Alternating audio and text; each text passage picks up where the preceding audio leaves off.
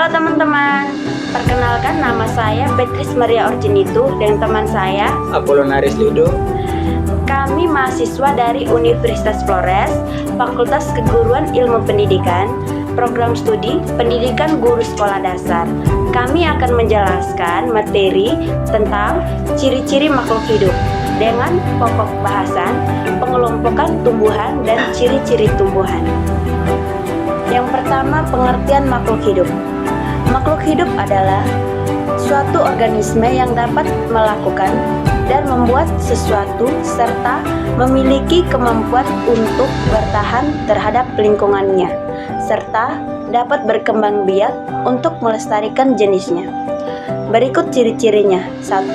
Bernapas, 2. Bergerak, 3. Butuh makanan, 4. Tumbuh dan berkembang, 5. Berkembang biak atau reproduksi, 6.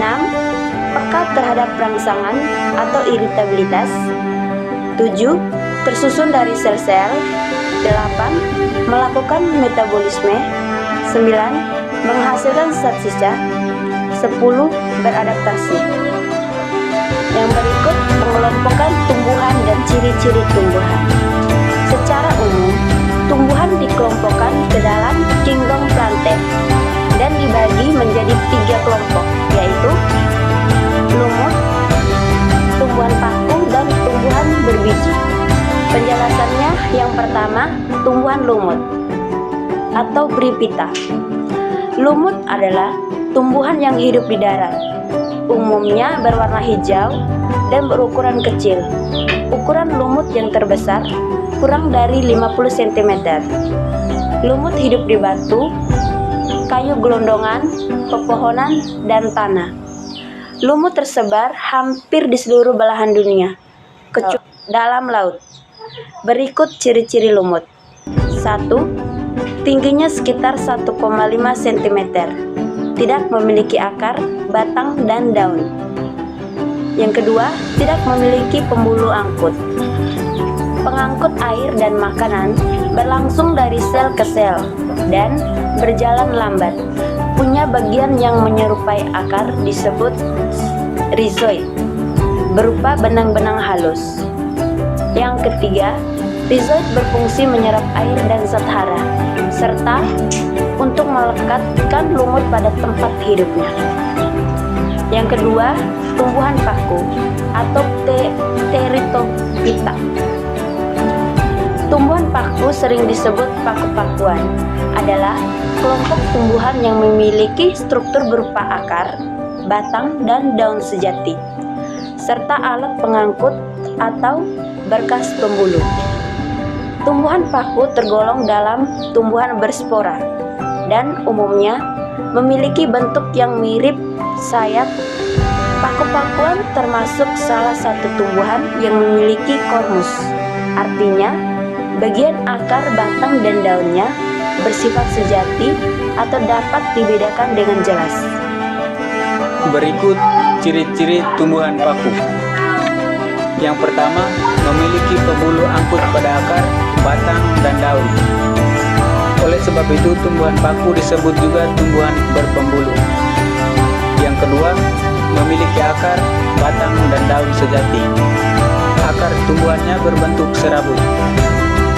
Yang ketiga, memiliki batang yang tumbuh di bawah permukaan tanah atau rizoma. Namun ada pula yang memiliki batang dan tumbuh di atas permukaan tanah. Yang keempat, daun pada tumbuhan paku memiliki ciri khas, yaitu daun muda yang menggulung. Yang kelima, permukaan bawah daun yang telah dewasa ada bintik-bintik hitam bernama sorus. Di dalamnya ada kotak-kotak yang dilindungi selaput spora, di dalamnya berfungsi sebagai alat perkembangbiakan. Yang keenam, daun yang memiliki sorus disebut subur dan tidak memiliki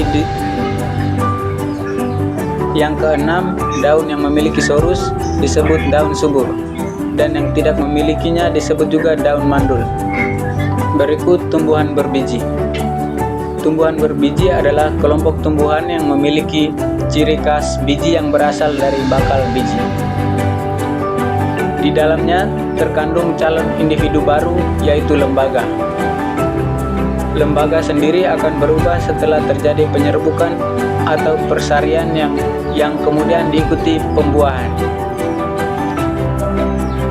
Jenis tumbuhan ini juga termasuk heterospora karena membentuk struktur megasporangnia dan mikrosporangnia yang berkumpul pada suatu sumbu pendek.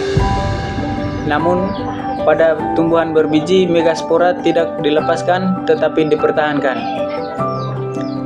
Berikut ciri-ciri tumbuhan berbiji. Yang pertama, bentuk tubuh umumnya berupa lemak, perdu pohon dan liana.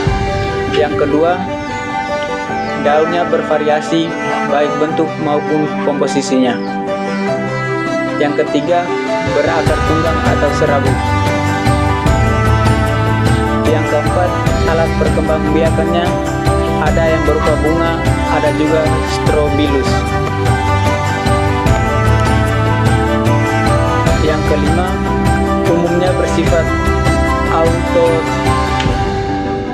autotrof atau biasa membuat makanannya sendiri. Yang keenam, memiliki jaringan pembuluh yang bervariasi dan terdiri dari floem yang berfungsi membawa bahan makanan dari daun ke seluruh tanaman. Yang ketujuh, mempunyai generasi sporofit lebih kompleks dibanding tumbuhan lumut dan paku.